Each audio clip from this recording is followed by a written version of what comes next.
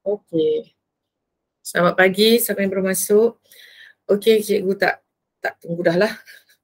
Kita teruskan. Okey, sebelum tu, okey boleh baca doa ikut ajaran agama masing-masing.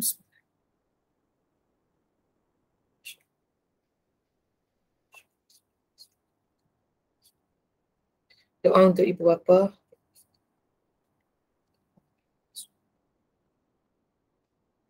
Okey.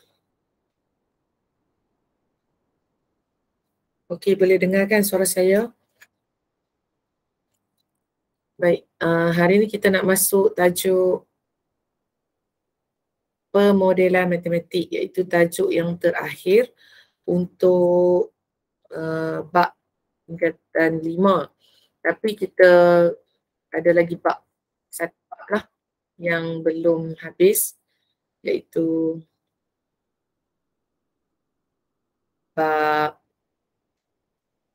7. Okey. Okey, bab 7. So hari ni kita masuk bab 8 dulu, bab 6 dah habis semalam. Baik. Pemodelan matematik. Okey, tajuk baru untuk KSSM lah. Sebelum ni tak pernah belajar, sekolah dulu cikgu pun tak belajar tajuk ni. Okey. Apakah itu pemodelan matematik? Okey.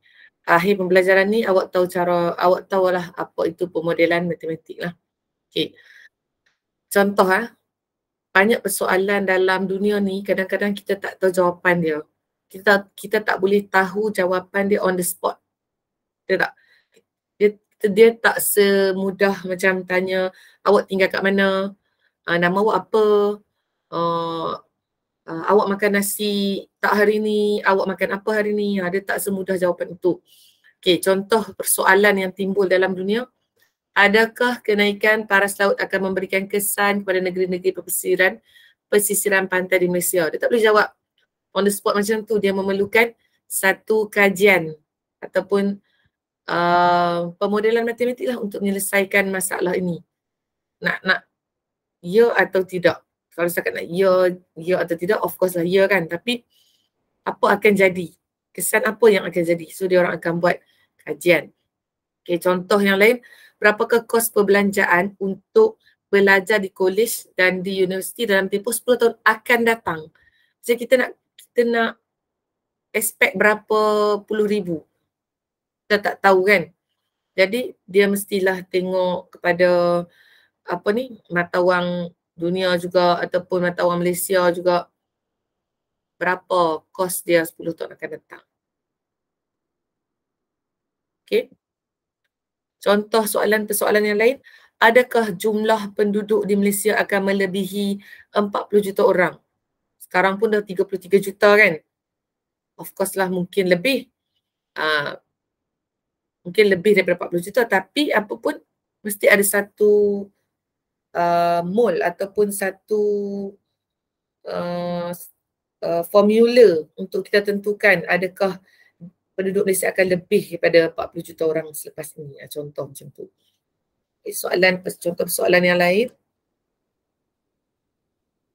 Adakah ciri-ciri mangsa jenayah cyber dapat dikenal pasti dengan mengkaji tabiat seorang itu melalui internet?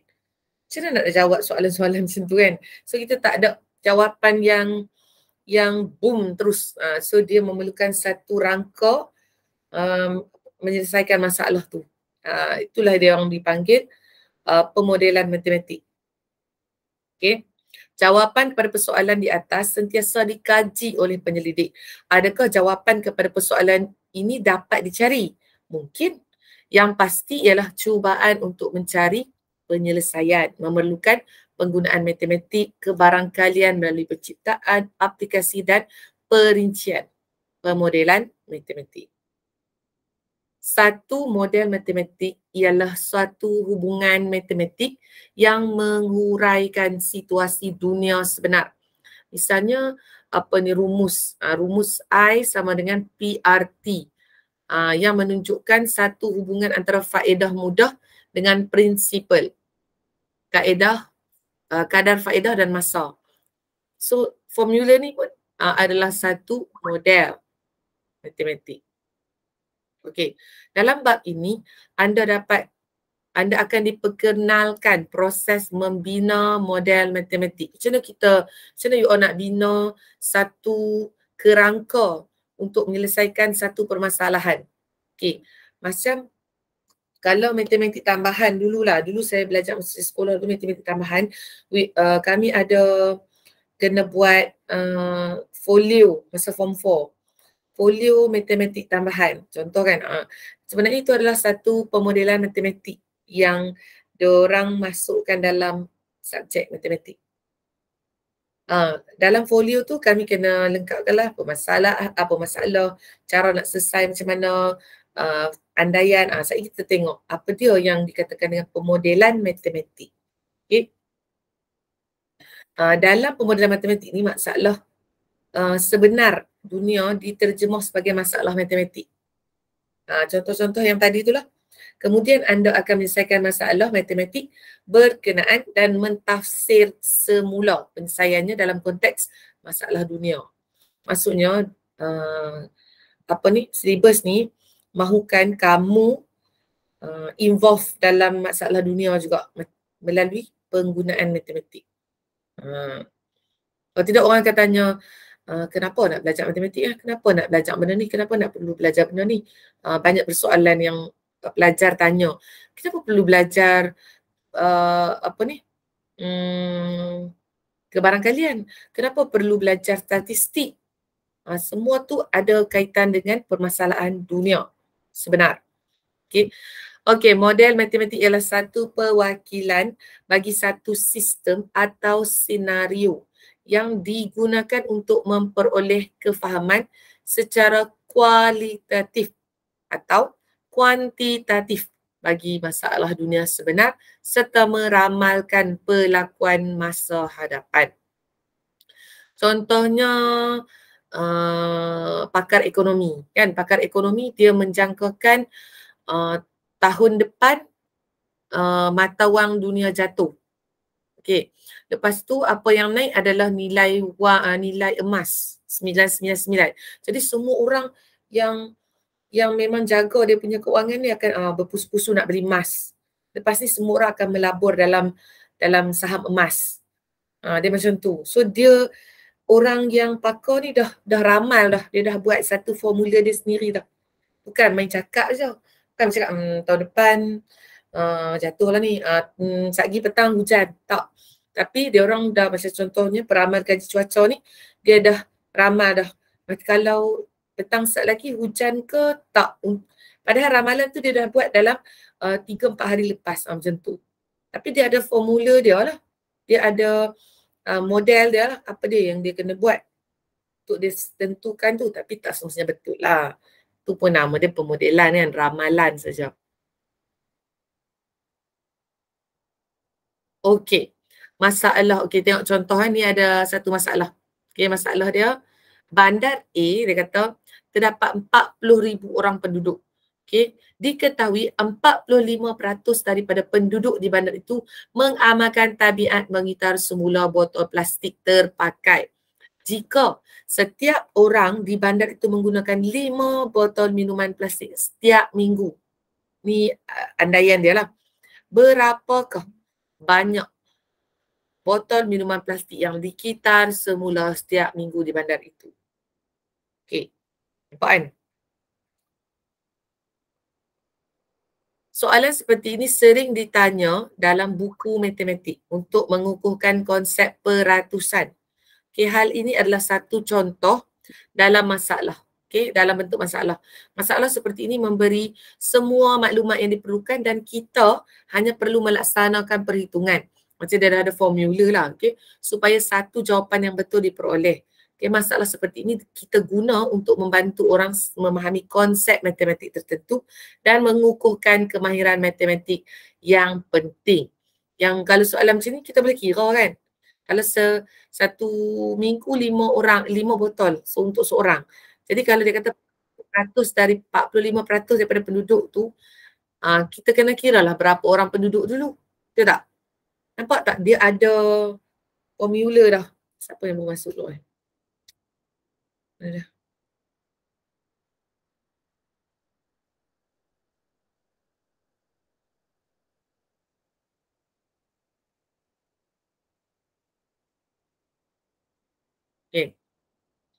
Berapa banyak, bukan, mana dah? Okay.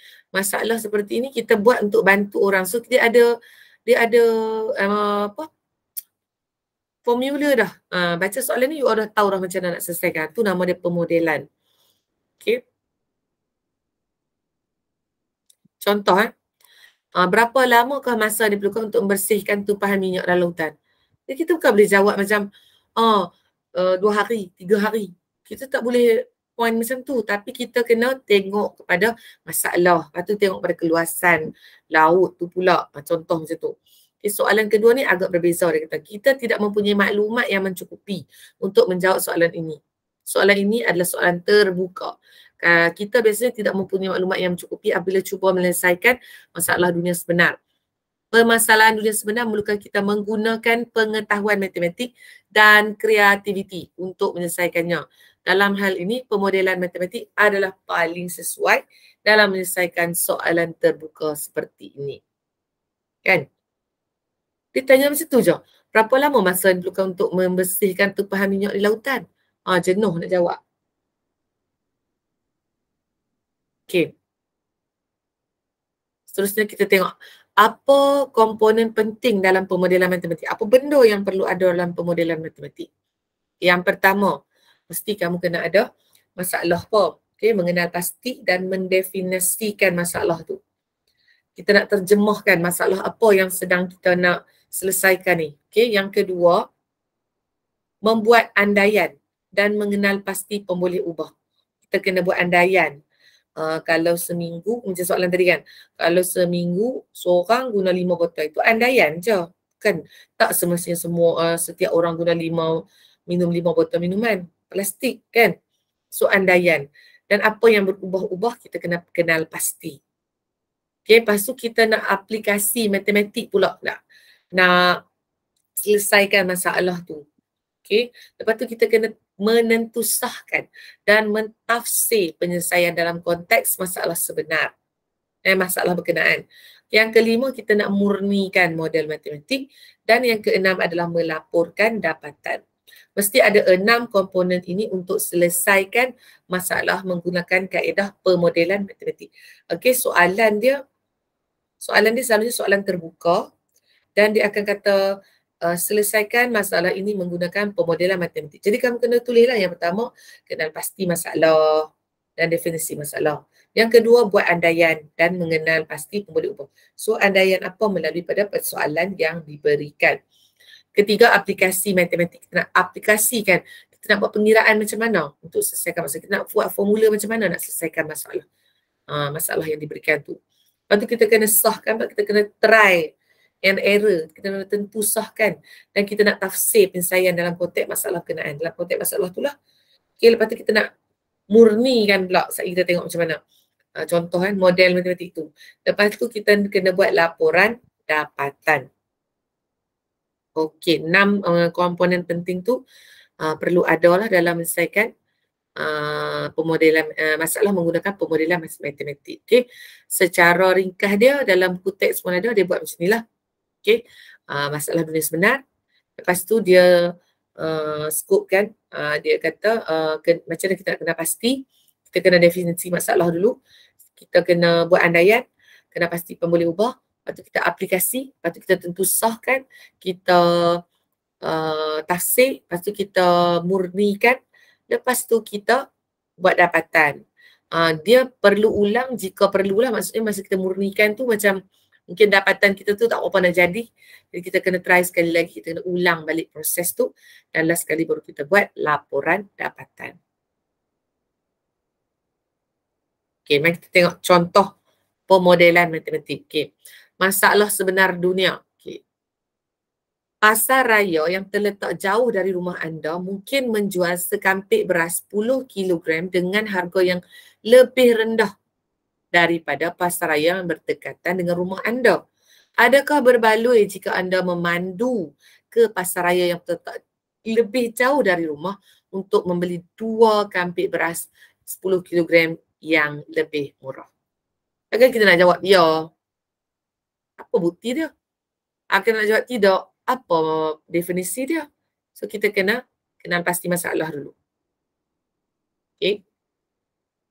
dan definisi masalah. Okey. Tadi dalam soalan dia kata harga sekampit beras 10 kilo dan kos petrol. Kita jangan duk nampak harga tu murah, so kita terkejar pergi beli walaupun kedai tu jauh. Tapi kita kena tengok masalah dia petrol pula. Maksudnya kenapa harga dia lebih mahal dekat kedai dekat dengan rumah kita, sebab dia dah gunakan pengangkutan. Dia dah naik lori, dia dah naik van, dia dah angkat daripada gudang dekat dengan rumah kita. Sebab tu dia cas lebih mahal. Jadi kita kena tengok pada harga beras, bukan harga beras saja, kita tengok pada kos pengangkutan juga. Harga petrol atau diesel lah. Okey. Tentukan kedudukan dua buah pasaraya yang jaraknya masing-masing dari rumah anda adalah berbeza. Maksudnya kita kena tengok pula jarak dia. Jarak pasaraya tu. Dekat ke jauh. Ni jawapan dia lah you all. Ni adalah jawapan kepada jawab persoalan tadi. Kita kena ada yang pertama, kena pasti masalah dulu, kena definisi masalah dulu. So dia ada beberapa point yang kita boleh tulis lah based on the problem. Okay. Yang pertama tadi harga lah. Harga tak sama. Lepas tu petrol ataupun diesel lah. Lepas tu jarak. Jarak dia tu jauh utara mana?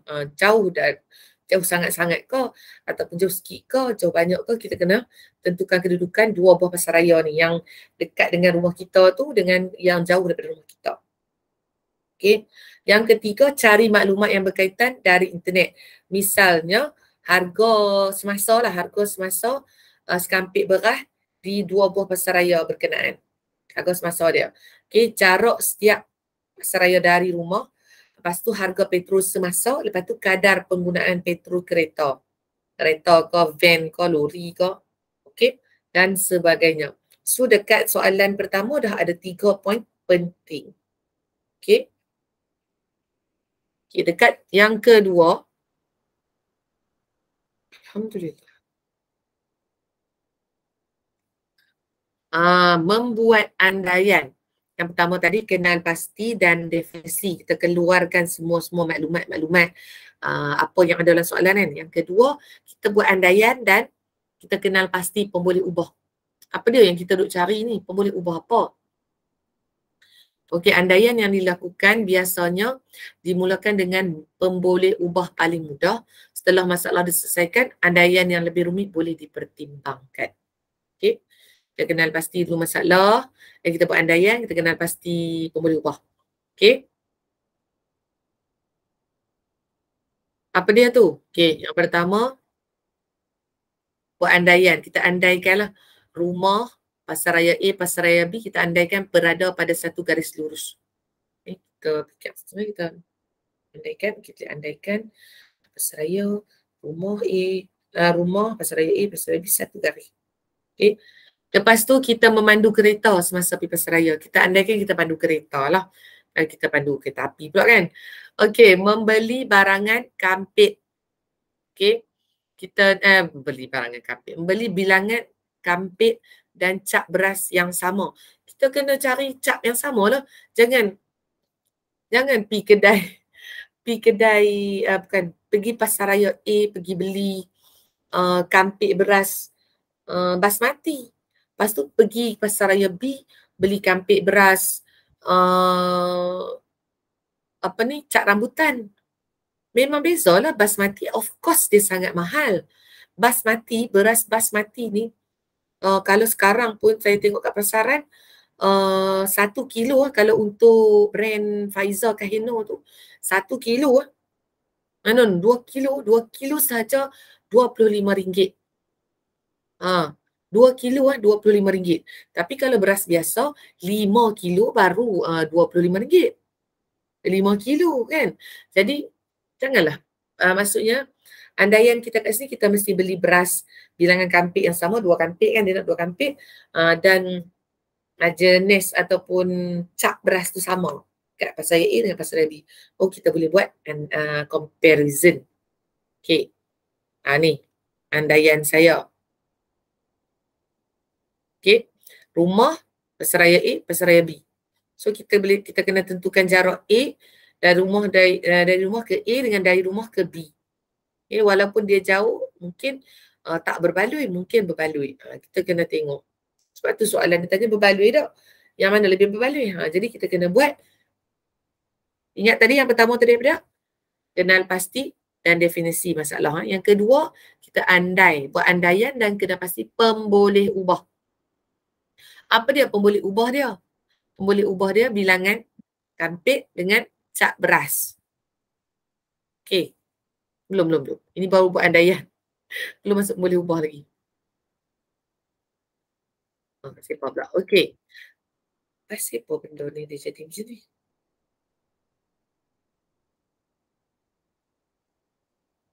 Kenapa dia tak hilang?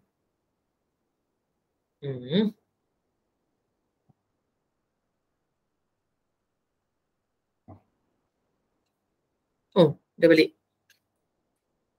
Pening betul. Nampak? Good. Okey.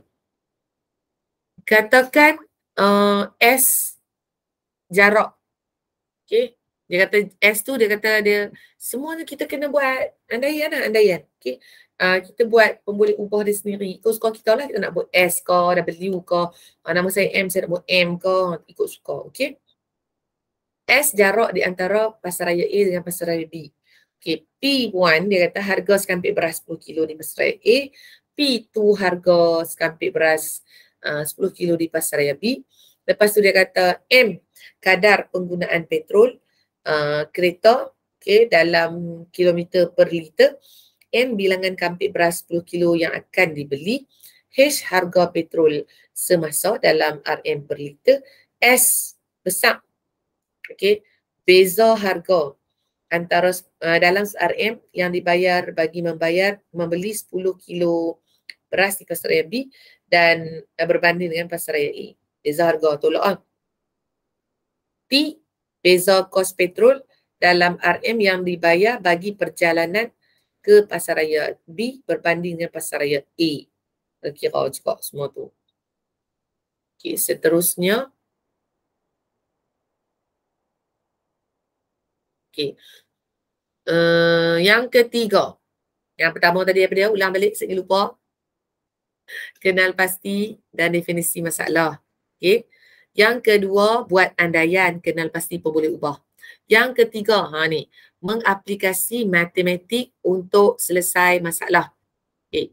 Harga sekampit beras 10 kilo. Kita pun search lah internet, kan?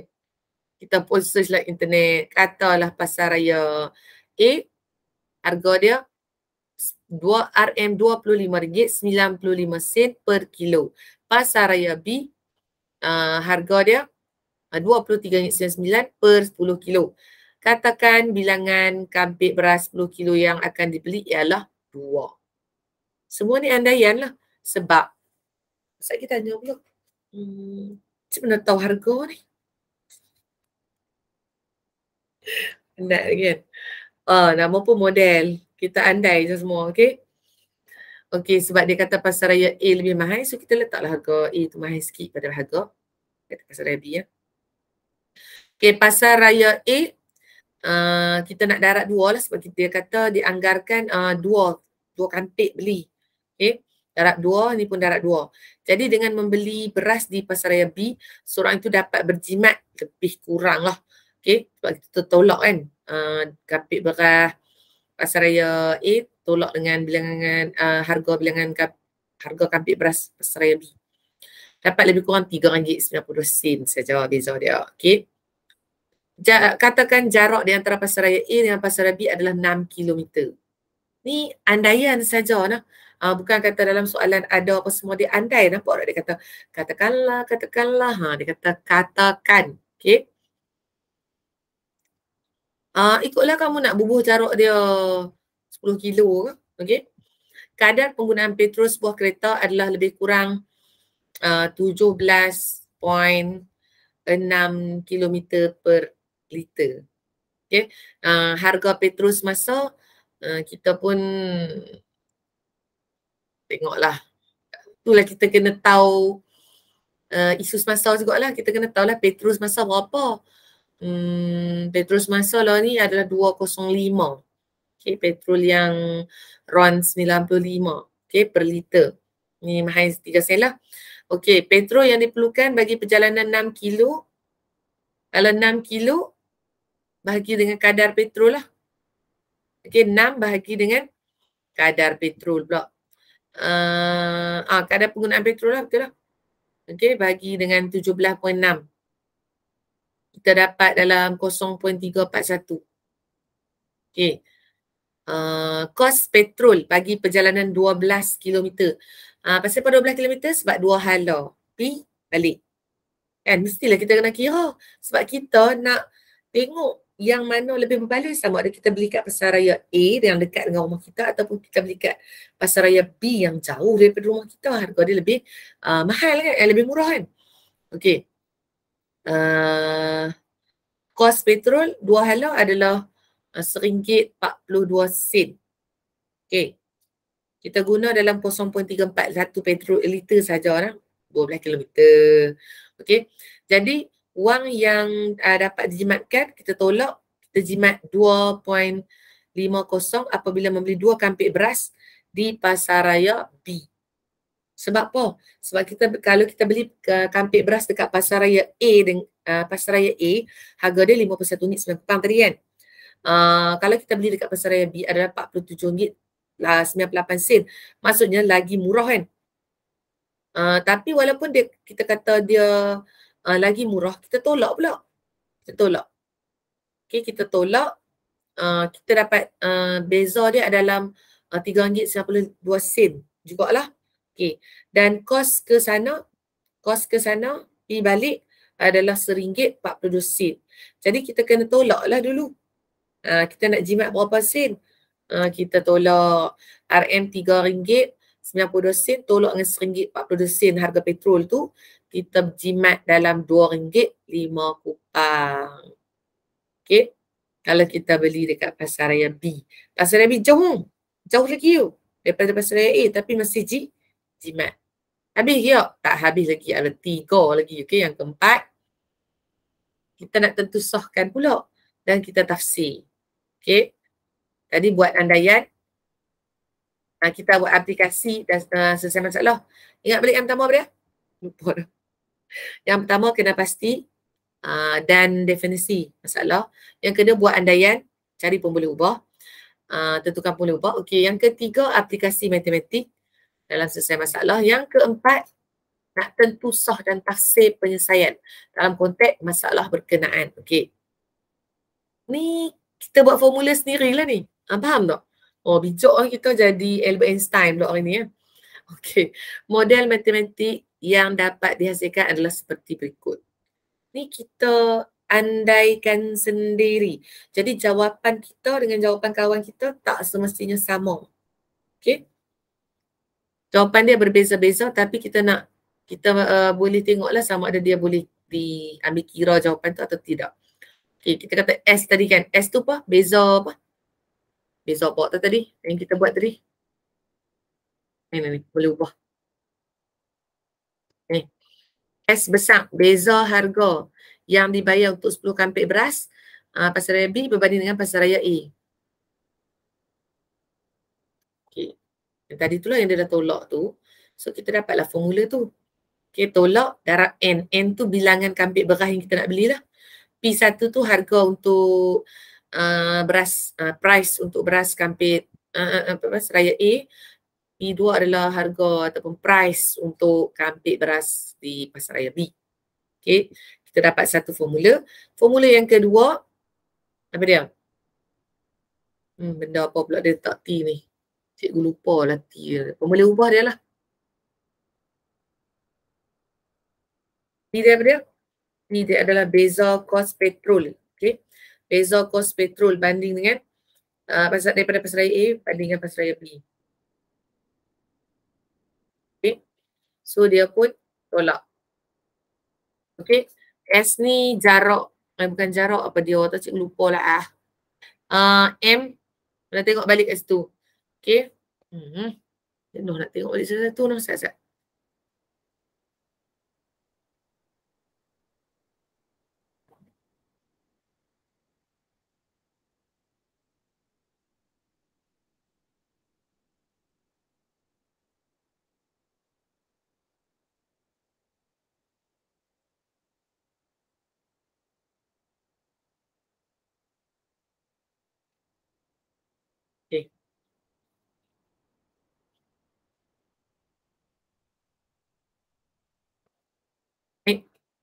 Laura ni kau tahu ni.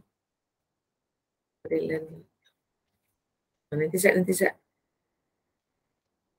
Ya. Di sini. Di sini. Okey. Okey. Nampak kan. Okey. S besar, beza okey bagi harga. Okey. S kecil adalah jarak.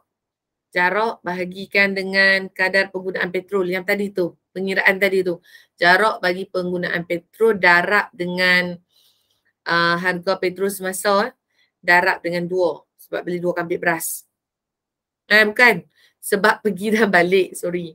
Ini nak kira beza petrol. Ini nak kira harga. Beza harga. Okay. Dia kata jika S lebih besar daripada T. Jika nilai S ni lebih besar daripada nilai T, maka adalah lebih jimat. Okay. Untuk membeli beras di pasaraya B. Sebab keuntungan dekat harga. Kita untung dekat harga.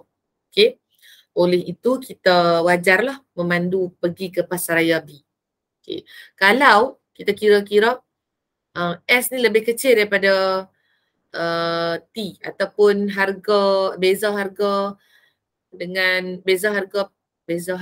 beras dengan dengan kos petrol lebih kecil daripada kos petrol lah T ni, maka kita tidak haruslah pergi jauh sangat buat apa kan. Kita beli je dekat pasaraya A walaupun dia mahal sikit. Faham tak? Okay, contoh kita nak kena tafsir lah, kita nak tentu sahkan dia. Okay. Kita try lah masukkan maklumat yang kita buat tadi ni dalam formula. Okay. So, tolak dulu harga. Lepas tu darab 2 dapat harga ni. Lepas tu kira kos petrol. Pergi balik. Harga petrol semasa. Jarak bahagi dengan kadar penggunaan petrol. RM1.40. Maksudnya S lebih besar daripada T. Beza harga kampik beras di pasaraya A dengan pasaraya B lah. Lebih tinggi daripada kos petrol yang nak pergi tu. Maksudnya, bolehlah pergi. Kita jimat RM2.50. Tapi sebenarnya, kalau hakikat dia, kira tenaga juga kan. Nak kena mandu cucu kan. Tapi taklah tu tak, sebab dia tak dikira dari segi wang ringgit kan. Tenaga kita tu. Kalau suruh orang beli, orang cas lah kan. Tapi taklah ni dia kira lah. Okey. Seterusnya, dia kata oleh sebab S lebih besar daripada T, S tu adalah apa? Beza harga kambing beras A dengan kambing beras B. T adalah kos naik kereta pergi ke pasaraya B. Maka adalah lebih jimat untuk membeli beras di pasaraya B. Okay. Maka kita wajar memandu ke pasaraya B. Oleh itu, model matematik tersebut dapat menangani masalah berkenaan. Selesai kan? Belum lagi. Okey. So, kita kena buat satu jawapan dia lah macam ni. Satu model jawapan lah. Jika semua pembeli ubah dikekalkan, sejauh manakah jarak kedudukan pasaraya B adalah optimum. Jadi, kita kena buat ketaksamaan pula. Okey. Optimum. Okey. Pakai formula tadi, tapi kita kena letak dia S lebih besar daripada T lah. Okay. Lepas tu kita kena kita tak tahu jarak dia. So kita, sebab dia kata kedudukan pasaraya B tu yang paling optimum berapa? Maksudnya kalau pasaraya B tu kurang daripada 16.6 km, dia berbaloi lah untuk beli kat pasaraya B. Tapi kalau dia lebih, tak berbaloi lah. Maksudnya, hal ini bermakna jika jarak di antara dua pasaraya itu adalah kurang daripada 16.6 km, maka adalah wajar beli kat pasaraya B. Tapi, kalau dia lebih daripada 16.6 km tu, macam tak relevan dah nak beli sebab dia jadi mahal. Beza dia jadi mahal. Okey. Lepas tu dia kata, berapakah harga sekampik beras 10 kilo yang maksimum di Pasaraya B sehingga mempengaruhi seorang pemandu memandu ke Pasaraya B. Kita kena agaklah berapa harga beras tu yang harga beras yang dekat Pasaraya B yang jauh yang kita kata murah tu kan. Berapa semaksimum harga dia boleh pergi untuk kita pergi beli dekat dia sebab dia kata dekat Pasaraya B lebih murah kan. Di Pasaraya B lebih murah kan. Jadi sejauh mana kemurahan tu kita kena tengok semaksimum mana harga tu boleh pergi. Jadi dia kekalkan pun boleh ubah P2 kat situ dan dia letak kalau harga dia jarak dia 6 km tadi. So harga untuk sekampit beras di Pasaraya P tu dia sebenarnya tak boleh lebih daripada RM25.24. Kalau dia lebih daripada tu, tak usah pergi lah Pasaraya tu. Pergi je Pasaraya A walaupun dia mahal sikit. Faham tak? Okay. Hal ini bermakna selagi harga sekampit beras 10 kilo di Pasaraya B tu adalah kurang daripada RM25.54. Okay. Perjalanan yang diambil adalah berbaloi. Okay. Boleh? Dia kata optimum bermaksud kedudukan yang terbaik dan paling menguntungkan. Okay, jarak yang okey, yang boleh setakat mana yang jarak tu boleh pergi dan masih menguntungkan pembeli lah.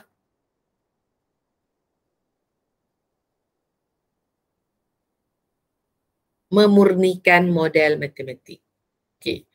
Yang kelima, murnikan. Murnikan tu apa maksudnya?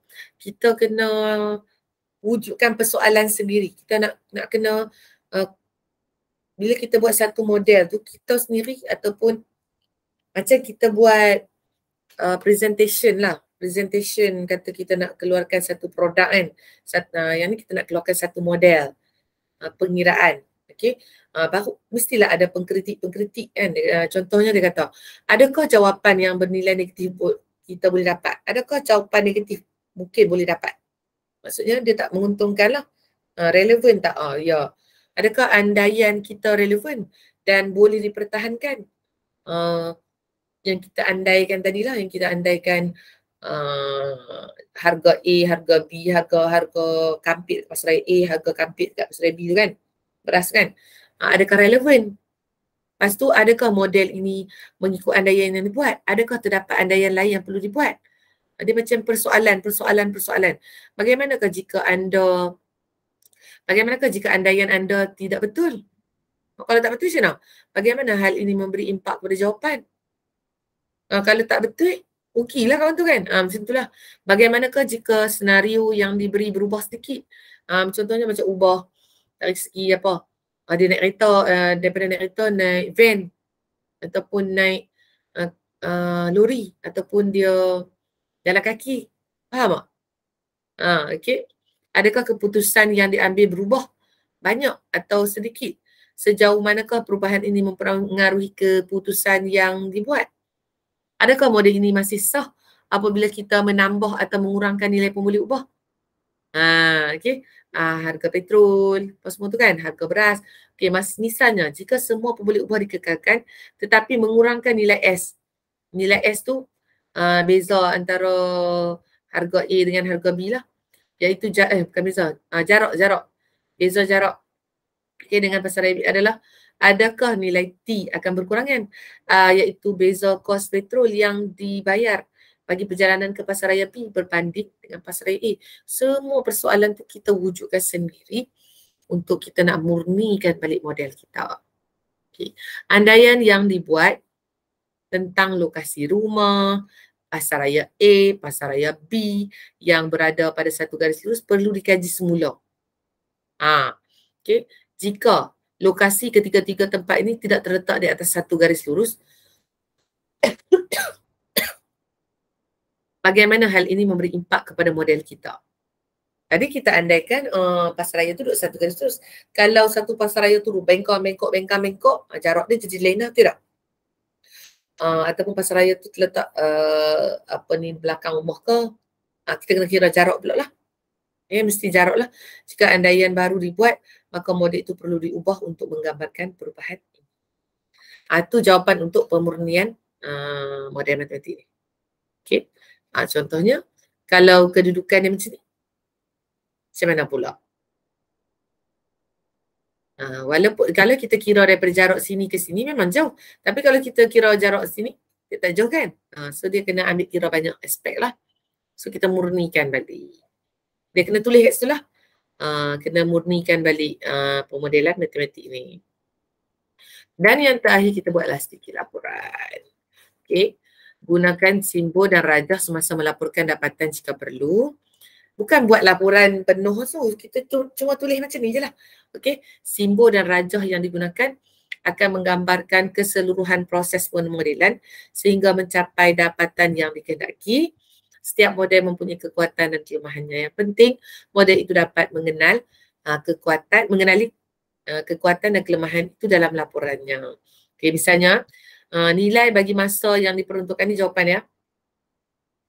Oleh seorang adalah sesuatu yang tidak dipertimbangkan dalam model ini. Nilai yang kita buh tu lah. Yang kita letak harga tadi tu. Adakah memandu tambahan 12 kilometer perlu untuk jumlah penjimatan sebanyak RM2.50 berbaloi bagi seseorang. Tak juga. Mengikut model ini, penjimatan 5 sen dianggap berbaloi. Okey. Kalau setengah orang dia kata, alah RM2.50 je pun. Baiklah aku beli kat sini. Tak bazir tenaga aku. Faham tak? Maksudnya, dalam model kita ni, kita tak pertimbangkan tenaga. Tenaga yang dikeluarkan, kita tak pertimbangkan. Kita hanya pertimbangkan nilai. So, model ni, 5 sen pun kita anggap berbaloi. Sebenarnya, kalau hakikat sebenar, orang tak mau pergi pun jauh. Orang mahal sikit tak apa, tapi dekat. Melainkan orang tu memang dia nak berjalan ke situ ataupun dia lalu ke area yang lebih jauh. Dia kebetulan dia nak pergi kan. So kita tak, dalam model kita tak ambil kira tenaga. Setengah orang dia tak mau. Okay. Setengah orang dia tak berminat walaupun murah setakat RM2.50. Dia kata tak berbaloi lah. Tapi model kita ni kata 5 sen pun berbaloi sebab kita buat pengiraan kan. Okey, impak kepada alam sekitar tidak dipertimbangkan dalam model ini. Betul? Okey, adakah dengan memandu jarak tambahan yang 12 km untuk perjalanan sebanyak RM2.50 itu mesra alam sekitar? Model ini tidak pertimbangkan usaha ke arah kelestarian alam sekitar seperti usaha mengurangkan pengeluaran karbon monoksida yang kereta kita keluarkan tu lah, enjin kereta kita keluarkan tu. Dia tak mengambil kira kelestarian alam sekitar pula. Jadi model kita tu tak kukuh sangat, so perlu ada permurnian dan model ni tak sesuai untuk orang yang kira tenaga lah, berkira tenaga, berkira riang. Orang kata berkira tenaga ataupun orang kampung kata kira riang, ambil ni duk berkira riang, maksudnya berkira lah tenaga nak pi, tenaga nak balik kan, kita guna tenaga kita tapi tenaga kita tak berbayar. Faham tak? Sebab tu kalau you all fikir secara logik, orang yang COD makanan, Food Panda, kenapa kalau harga beli dekat Food Panda yang kedai A, dalam Food Panda lah ni, kedai A harga apa, cas penghantaran dia lebih murah daripada kedai B. Pasal apa? Sebab dia ambil kira kos perjalanan. Lepas tu macam mana dia kira harga apa nama ni, kos penghantaran tu? Berapa yang dia bayar Food Panda? Sebenarnya mereka dah ada calculation dah, mereka dah ada model dah. Kenapa jarak ni RM2.99, ada yang jarak RM5.99, ada yang jarak RM10. Dia bukan main letak harga je, dia mesti ada satu pemodelan dan dia dah masukkan dalam sistem Food Panda tu. Jarak berapa kilometer, banyak ni. Jarak berapa kilometer, banyak ni. Macam tu. Okey. Dia dah masukkan formula dalam tu. Okey. Perlu cikgu terang. Hari ni tak buka aircon. Sebab tu panas. Okey. Mari kita tengok contoh satu. Okey ke setakat ni? Nak aku ada kat talian lagi ke? Okey, ada lagi. Okey tak?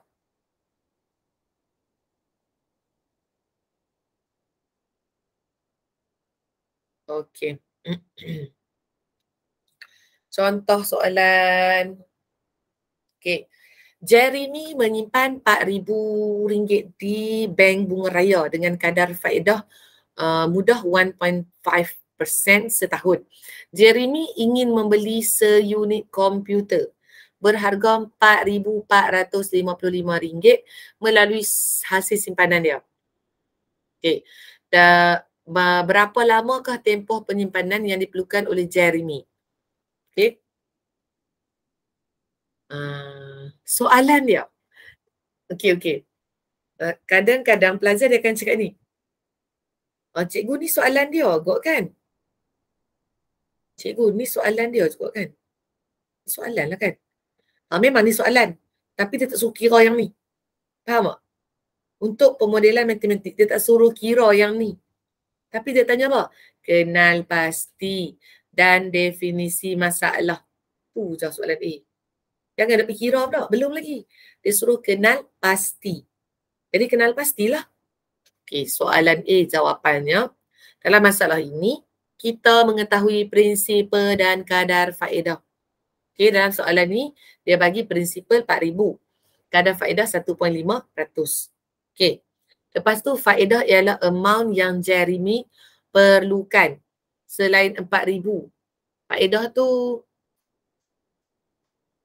bunga lah ataupun apa ni? Interest. Interest tu faedah lah kan? Bila kita buat simpanan, pelaburan, dia ada faedah-faedah yang kita dapat. Macam tu. Okey. Faedah tu selain daripada 4,000 tu lah. 4,000 tu yang dia gedebuk, dia masukkan push dalam bank. Faedah tu yang masuk pada dia setiap tahun. Okey. Iaitu 1.5 daripada nilai dia punya prinsipal tu. Okey. Kita perlu mencari tempoh simpanan Jeremy di bank. Kita keluarkan masalah dia. Kita kenal pasti dan definisi masalah dia. First sekali kita keluarkan, kita dah tahu apa? Kita tahu prinsipal. Kita tahu faedah. Okay, faedah tu apa? Faedah tu amount yang Jeremy perlukanlah untuk beli komputer selain daripada 4,000 tu. Okay, sebab harga komputer tu 4,455. Jadi tak cukup lah kan? Okay, kita perlu cari berapa tempoh soalan dia. Okay, kita dah kenal pasti kan? Kita perlu cari tempoh simpanan Jeremy di bank. Okay. Dah jawab soalan pertama dah. Dah jawab. Tak kira pun. Tak kira pun. Itulah nama dia soalan pemodelan matematik ni. Tak suruh kira pun. Tapi dia suruh kita kenal pasti dan definisi masalah. Yang tu lah sebenarnya yang saya dah pernah suruh kamu buat untuk penyelesaian masalah. Kan soalan penyelesaian masalah saya suruh kamu highlight apa dia kan. Yang diperlukan pada soalan. Keluarkan maklumat daripada soalan tu. Ni lah. Soalan A tu adalah kenal pasti dan definisi masalah apa yang soalan nak. Tu yang pertama. Yang soalan B, tentukan andaian. Kita kena andaikan lah. Yang perlu dibuat dan kenal pasti pemboleh ubah. Ni yang ketiga tadi kan. Yang kedua. Okay, definisi ni yang pertama. Ni yang kedua. Okay. Kita perlu mengandaikan kadar faedah tidak berubah sepanjang tempoh. Kita kena katalah sepanjang tempoh berapa tahun tu faedah dia tak boleh berubah lah. Tak berubah lah kita andaikan. Sebab kita nak kira. Kalau dia berubah, rumus ni tak sah lah. Okay, rumus ni tak sah. Kita juga perlu mengandaikan harga komputer tak berubah. Kita kena andaikan harga komputer tak berubah sebab kita nak kira apa tahun dia boleh simpan. Kalau harga komputer ni jadi 6,000, tak relevan lah. Faham tak? Tak relevan lah nak kira. So kita kena andaikan harga komputer. Apa yang kita kena andaikan? Andaikan yang pertama faedah tak berubah. Andaikan yang kedua harga komputer tak berubah. Okay. Pemboleh ubah. Pemboleh ubah yang terlibat ialah I untuk faedah. Faedah dia, boleh ubah yang berubah-ubah lah. Untuk prinsipal, R untuk kadar faedah. Dan T untuk masa dalam tahun. Kita pakai rumus ni lah. Siap. Itulah soalan dia selesai dia. Dia tak suruh kira apa kan? Nampak tak? Tapi dia suruh kita buat satu model lah. Tapi tak lengkap pun model tu, dia tak suruh buat keseluruhan pun. Kalau suruh buat keseluruhan, mandi peluh jugalah. Okey.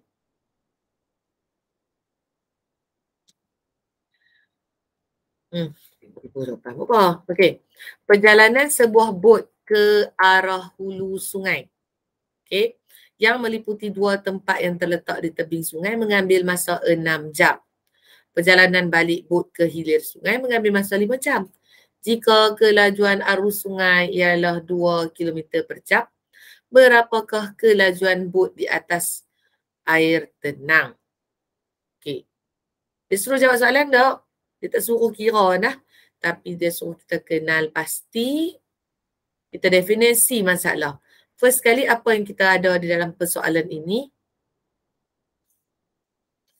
Okey. Dalam masalah ini kita ketahui kelajuan arus sungai. Kita tahu juga masa perjalanan antara 2 tempat di tebing sungai. Okey, kita apa yang kita nak cari? Kita nak cari kelajuan bot di atas air yang tenang. Okey. Itulah jawapan dia. Okey, yang kedua, dia suruh buat andaian dan perlu dibuat dan kenal pasti.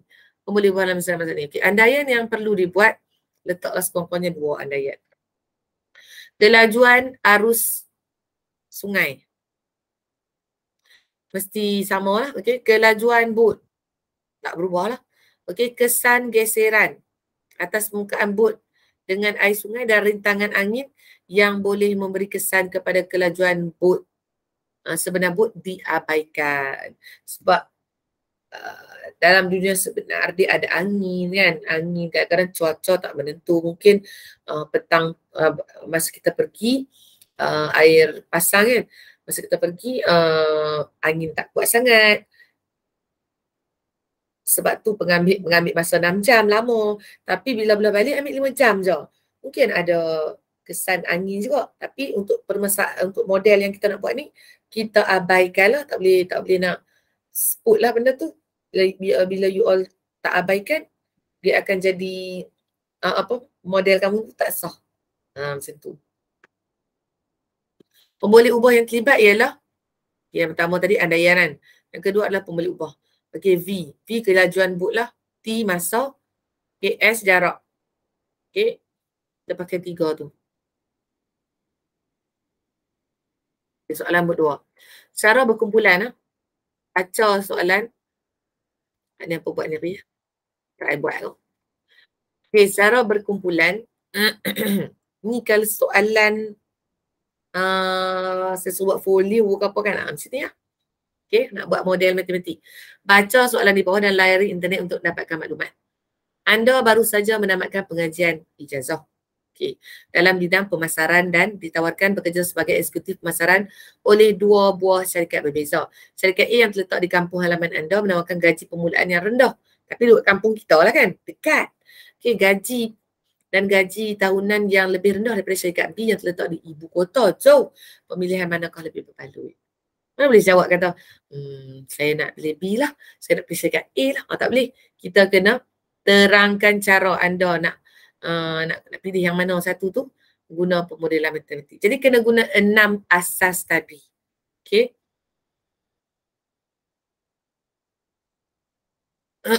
Yang tu buat jadi tugasan sikit. Okey. Tugasan untuk bab ni. Okey, bagaimanakah menyelesaikan masalah kehidupan sebenar melalui pemodelan matematik? Okey, kita masuk subtopik yang terakhir.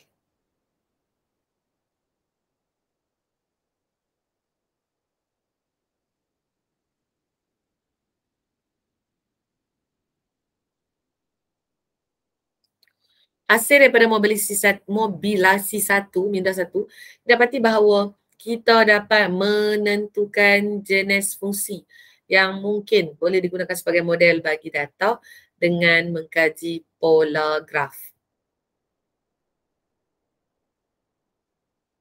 Okey, fungsi linear. Graf menyerupai satu garis lurus. Okey. Yang ni graf fungsi kuadratik, graf melengkung berbentuk parabola, lengkung mungkin naik. dan kemudian turun atau turun dan kemudian naik. Itulah. Fungsi eksponen E tu. Graf lengkung yang mengilustrasikan kenaikan atau penurunan nilai data pada kadar yang mendadak. Fungsi eksponen ialah satu fungsi yang dapat diuraikan oleh persamaan yang mempunyai bentuk Y sama dengan CAX.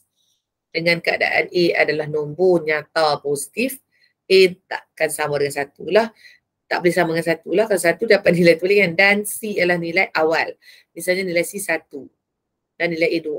Graf Y sama dengan 2X. 2 indeks X adalah seperti di sebelah. Ini graf eksponen. Okay, eksponen.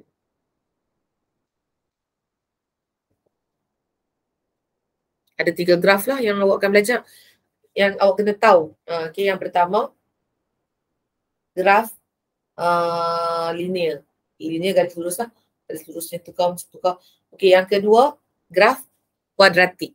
Yang bentuk melengkung ke atas atau melengkung ke bawah. Okay, yang ketiga, graf eksponen. Graf eksponen macam ni lah. Macam ni. Okay. Mungkin dia naik kot ni. Mungkin dia turun ke bawah. Tengok pada fungsi dia lah. Okey, tengok. Raja di bawah menunjukkan 2 graf fungsi eksponen dengan asas E. Eksponen kan? E lah dalam kalkulator kamu tu. Yang keadaan E adalah 2.71. Semua tu lah. Okay.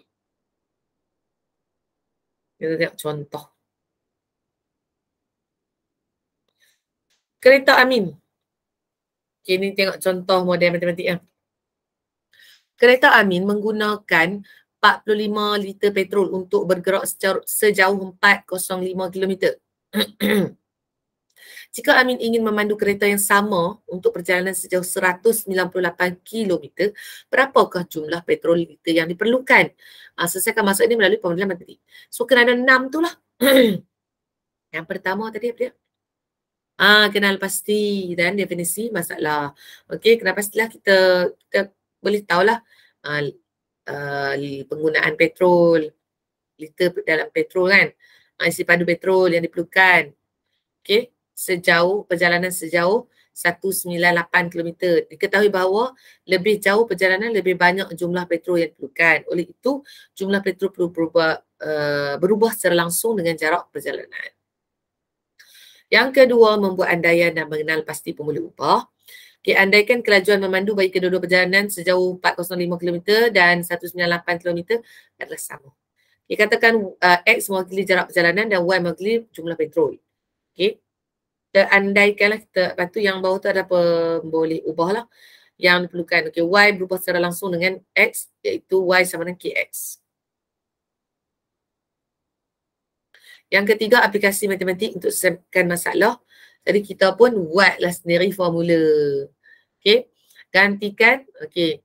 Bukan buat sendiri formula. Kita dah buat dah tadi berkadar langsung. Tadi kita formula kita lah tu. Sebab kita nak dapatkan satu formula yang lengkap. Ni formula dia lah ni. Okey. Persamaan ini menguraikan hubungan antara jumlah petrol yang diperlukan dengan jarak perjalanan. Jadi, kalau jarak perjalanan dia 198 masuk ke dalam persamaan. Jadi kita nak guna berapa liter? Kita nak guna 22 liter. Faham? Faham ke tak? Okey, maka 22 liter diperlukan untuk satu perjalanan sejauh 198. Kita rasa masalah kita selesai dah kan? Mari kita tengok. Kita kena tentu pula.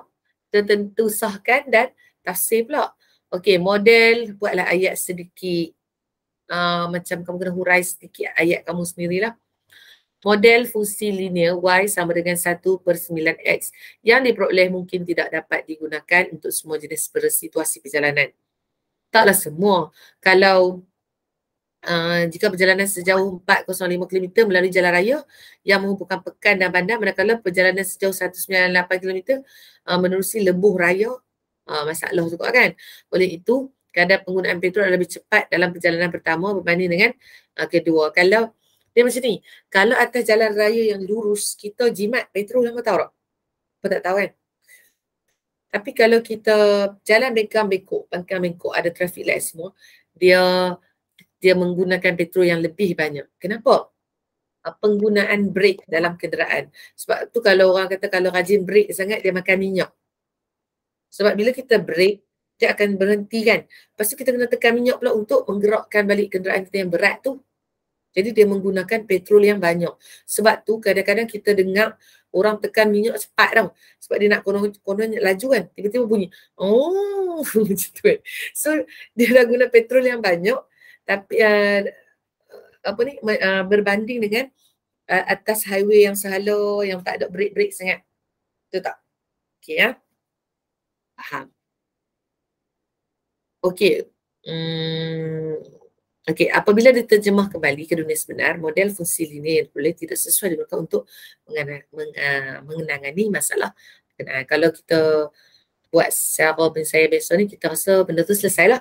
Tapi sebenarnya tak selesai juga. Kalau perjalanan dia jarak lurus sama juga, 400 km tu macam naik highway juga, tak apalah.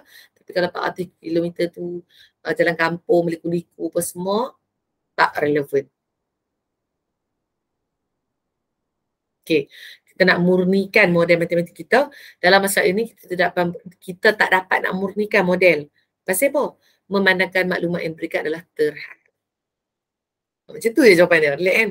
Okey. Yang keenam, melaporkan dapatan. Kita just tulis laporan dapatan dalam bentuk penyelesaian masalah berdasarkan tafsiran penyelesaian yang telah dilaksanakan di atas. Pendek kan? Aktifkan diri ni. Takkan semua cikgu nak buat kan? Bolehlah. Tengoklah dalam tu. Ada. Jadi dekat jawapan.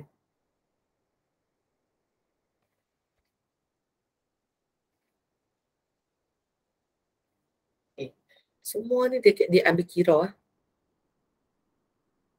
Yang tadi lah, jawapan dia. Okay. Akhir dah. Rumusan. Yang ni ya, buat macam. Untuk bab yang akhir ni, yang ni je. Proses kita nak selesaikan masalah guna pemodelan matematik. Yang pertama apa dia? Kenal pasti definisi masalah. Kita kenal pasti dulu apa dia masalah, kita definisi apa masalah yang dia nak. Okay. Yang kedua, kita buat andaian. Andaikan bot tu tak kena tiup angin, kadar kelajuan kereta tu sama, kita andaikan.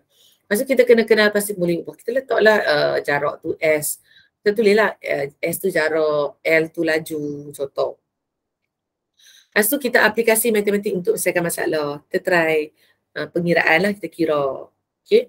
Lepas tu menentu sahkan dan mentafsir. Kita kena sahkan pula, kita tengok sesuai tak kalau jalan raya berliku-liku, satu lagi jalan raya lurus, yang tadi kapit beras tu sesuai tak? Relevan tak? Kita tafsir balik dalam konteks masalah tu.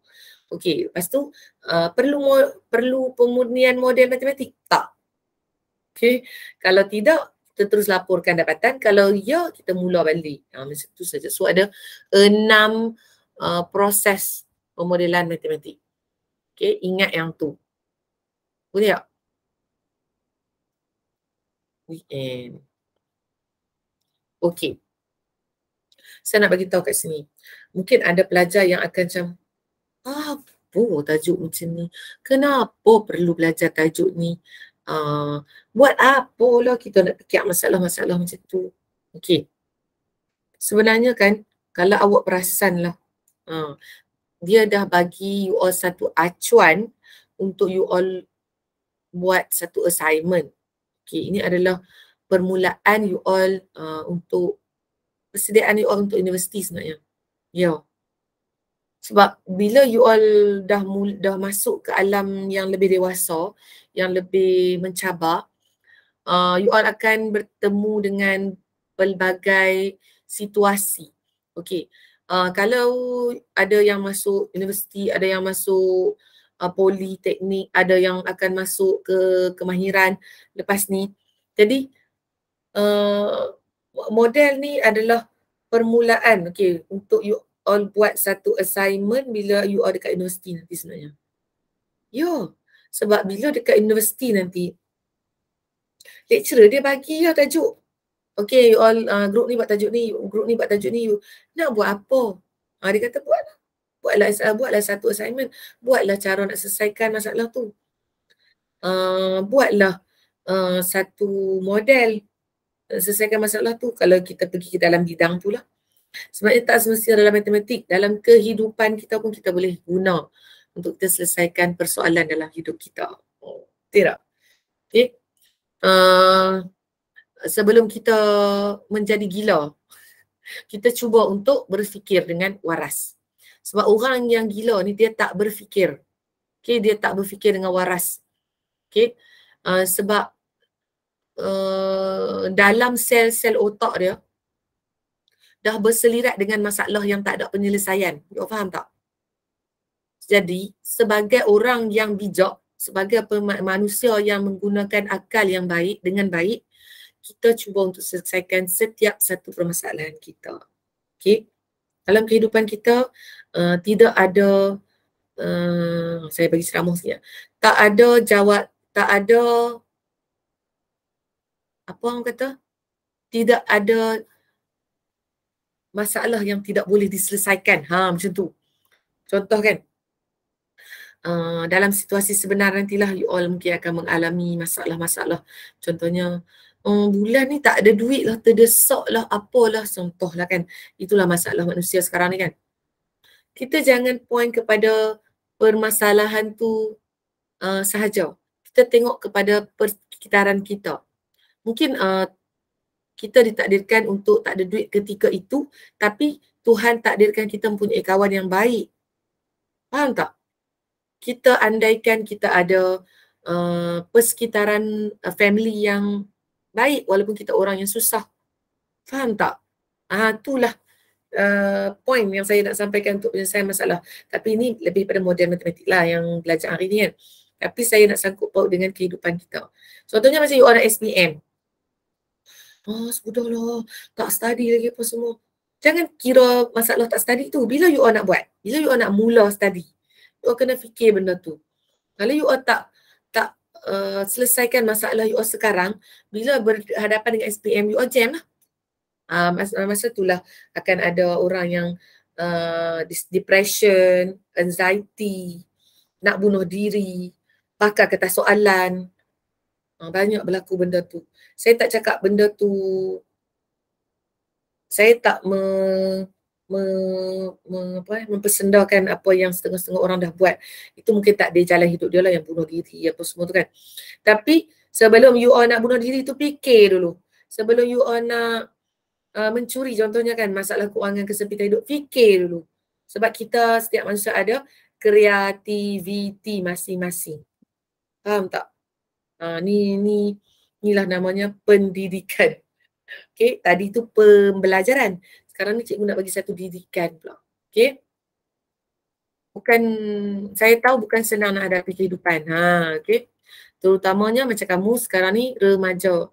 Remaja ni dia penuh dengan konflik. Macam mana cikgu tahu? Sebab saya pun pernah remaja. Okay. Kadang-kadang apa yang kita buat tu, kita rasa kita buat betul, tapi sebenarnya hakikat dia salah. Kita rasa berkapa tu boleh kan. Kalau dalam Islam sendiri tak boleh.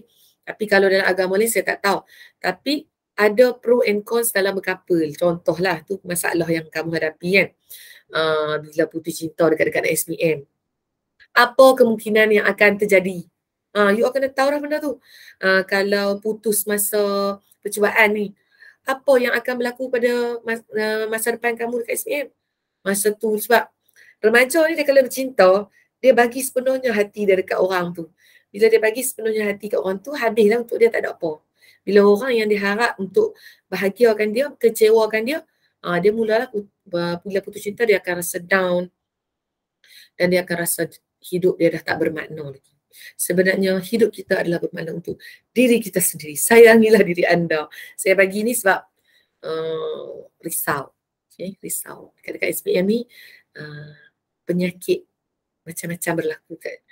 Penyakit jiwa lah masalahnya. Penyakit jiwa lah maksud saya. Penyakit lain mungkin kamu tak ada lagi lah. Sebab kamu sihat kan. Kamu muda, kamu remaja. Kamu tak ada sakit. Kalau sakit sikit-sikit tu kamu kuat. Sebab antibiotik badan kamu kuat lagi. Collagen badan kamu tengah meningkat. tengah elok kan. So jaga emosi. Okay, jaga emosi diri sendiri. Dan jaga emosi kawan-kawan jugalah.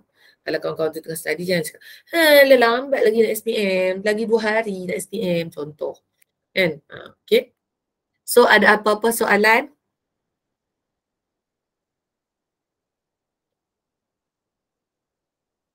Cikgu cakap ni umum tak ada poin dekat siapa-siapa. Umum sahaja. Okey. Sambil-sambil tu cikgu cerita sikit sebab saya ada pengalaman kepada seorang member saya lah. Berkapa lah ni, berkapa bercinta macam nak rock macam nak rock tu macam cinta mati lah. Kan? Sampai yang kata apa? Lautan api sanggup kuredahi lah. Macam tu. Letak api depan tu lari juga kan? Okey. Tapi dekat dengan SPM tu si perempuan tu dia fokus kepada study. Okay, yang biasanya perempuan lah yang fokus pada study ni. Okay, girl ni dia nampak masa depan sikit. Kalau orang lelaki ni dia, saya tak persendakan orang lelaki tapi dia terlalu serahkan diri dia pada perempuan. Maksudnya dia serahkan hati dia sepenuhnya pada perempuan. Sedangkan perempuan ni macam taklah semua tapi mungkin just sebagai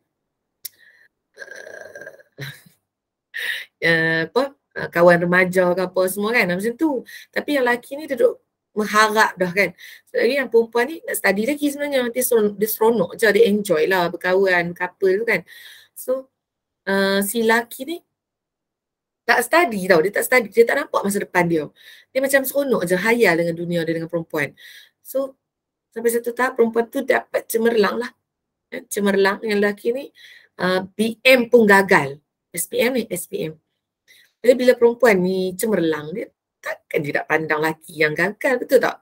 Mestilah dia nak cari lelaki yang lebih baik untuk kehidupan dia. Oh tak cikgu. Cik perempuan tu kata. kamulah kata. Oh tak cikgu, saya kalau saya cinta seorang tu saya akan tunggu dia. Tak mungkin. Saya jamin dalam dunia sebenar, you all takkan tunggulah. You akan go straight, no belok-belok, no turn back. Kan? Betul tak? You akan nampak, oh di sini masa depan saya. Saya mesti berjaya di sini. Saya akan berkeluarga macam ni, macam ni. You all mesti dah target dah. Takkannya you all nak hidup dengan orang yang tak ada pekerjaan, yang hidup dalam dunia. Cinta tak makan, tak kenyang. Senang cerita. Cinta tak kenyang. Cikgu cerita daripada pengalaman. So bila dah putus lah, kita terus down. Perempuan tu masuk universiti dan dia dah berkahwin dengan orang lain.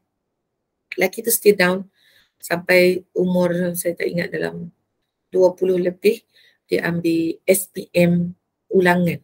Faham tak? Sebab BM dia gagal kan. Macam mana dia nak kerja? Fikir sikit. BM gagal. Sekarang ni sejarah kalau gagal je nah you all nak kena ambil ulangan pula kan. So study hard lah. Study hard and study smart. Okay. Dia ambil SPM ulangan BM. Masa tu sejarah tak wajib lulus lah. Dia ambil BM dengan matematik kot tak ingat. Dan dia lulus, dia berjaya, dia bangkit balik. Sekarang ni dia kerja ranger hutan yang seorang lagi tu dah berjaya lah, dah jadi Angkatan Tentera Malaysia lah, wanita punya kan. Dia orang panggil apa? Dia kumpulkan balik semangat dia dan dia pun dah berkahwin dengan seorang cikgu. Okay. Rezeki dia lah. Okay. Dia belajar daripada kesilapan lama dia lah. Okay, kita jangan terlalu mengharapkan seseorang yang belum pasti menjadi milik kita. Okay, aku bagi ceramah free hari ni. Okay, ada apa nak tanya tak? Dah habis lah ni.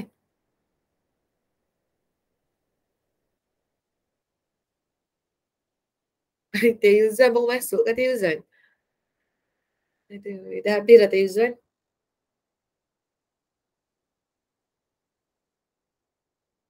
Okay. Setakat ni you all boleh terima tak kelas online ni? Kalau tak faham boleh ulang balik. Saya akan buat recording dan masukkan dalam YouTube juga. Tapi YouTube tu tak semua orang boleh tengok lah sebab I buat unlisted. Jadi yang ada link saja boleh klik. Yang cikgu bagi link tu saja you boleh tengok. Yang orang yang tak dapat link tak dapat lah. Okay. Saya